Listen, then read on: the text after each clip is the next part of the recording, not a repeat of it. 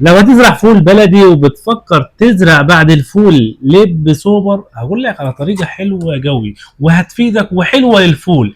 بص يا باشا، هتحرث الارض سكينتين ثلاثه لحد ما تنعم الارض معاك، سواء هتزرع بعد قطن بعد ذره بعد فول بعد رز ولا ايه، مش هنختلف. المهم هتحرث الارض سكينتين ثلاثه، تنعم الارض كويس، تسوي الارض كويس، ونقطعها مصاطب طوالي. تمام. وعايز تعملها مثلا خطوط، تقطعها مصاطب يا 180 سم يا متر ونص. لو قطعتها مصاطب 180 سم هتعمل 7 خطوط فول على المصطبه.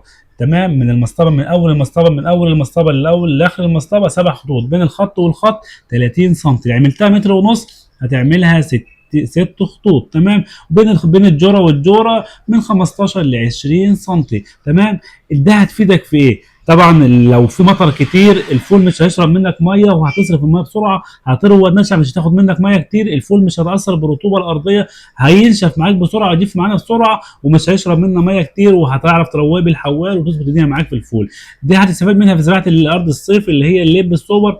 هتقطع الفول من هنا وهتزرع على الثبات من هنا، وهتكسب وقت عشان تكسب وقت في زراعه الايه، الليب السوبر. طريقه حلوه وطريقه مجربه، ازرعوا بيها وهتفيدكم جدا. تمام. وهتعمل نفس المعاملات برضو ان شاء الله. يعني سلام عليكم.